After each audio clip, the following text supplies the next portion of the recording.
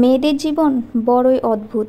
মেনে নিতে নিতে আর মানিয়ে চলতে চলতেই জীবন শেষ। লোকে বলে মেয়েদের কোনো বাড়ি হয় না। সত্যি বলতে মেয়েদের ছাড়া কোনো বাড়ি সম্পূর্ণ হয় না। বিয়ের পর সবাই জানতে চায় মেয়েটি বাপের বাড়ি থেকে আসার সময় কি নিয়ে এসেছে, কিন্তু এই কথাটি তো কেউই জানতে চায় না সে বাপের বাড়ি থেকে আসার সময় কি কি ছেড়ে এসেছে।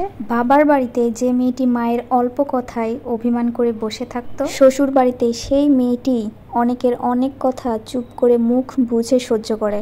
মেয়ে হয়ে জন্ম নেওয়াটা যতটা সহজ, মেয়ের জীবন কাটানো ততটা সহজ নয়। মেয়েরা চাইলেই নিজের সব স্বপ্ন পূরণ করতে পারে না। যেখানে একটা ছেলে শ্বশুর বাড়িতে গিয়ে দুদিনও ঠিক মতো থাকতে পারে না, আর একটা মেয়ে তার বাবা মা ভাই বোন সকল আত্মীয় স্বজনকে ছেড়ে শ্বশুর বাড়িতে সারাটা জীবন কাটিয়ে দেয়। আসলে কি জানেন, মেয়েরা খুব বড় অভিনেত্রী, কারণ তারা পাহাড় সমান দুঃখ মনে নিয়েও সকলের সাথে হাসি মুখে কথা বলতে পারে। মেয়েদের কষ্ট সহজে কেউ বুঝতে পারে না, আর মেয়েরা চাইলেও একটু স্বাধীনভাবে চলতে পারে না। একটা মেয়ে যখন বাবার বাড়িতে থাকে তখনও সে হাজার সমালোচনার পাত্রী হয়ে যায়। চলার পথে হাজারো নিয়ম, হাজারো বাধা।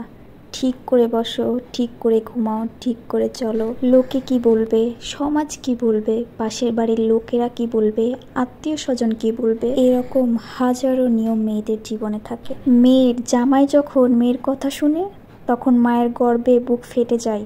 লোকের কাছে বড়াই করে বলে, আমার মেয়ের জামাই আমার মেয়ের কথা ছাড়া পায়ে ফেলে না। কিন্তু ছেলে যখন বউয়ের কথা শোনে তখন সে বউয়ের গোলাম, বউয়ের কথা মতো চলে, বউ পাগল। হ্যাঁ, এটাই আমাদের সমাজের নীতি। একজন মেয়ে যখন আপনার ঘরের স্ত্রী হয়ে যায়, তার চেনা শহর, পরিবার, নিজের সাজানো ঘরটা, স্নেহের ভাই বোন সব ত্যাগ করে আপনার ঘরে আসে। আপনার সংসারটাকে আবার কষ্ট করে সাজিয়ে গুছিয়ে নেয়, মানিয়ে নেয় আপনার পরিবারের সকল সদস্যদের সাথে। তাই আপনারও উচিত স্ত্রীকে মূল্যায়ন করা, সঠিকভাবে দায়িত্ব পালন করা। তার কারণটা কি জানেন?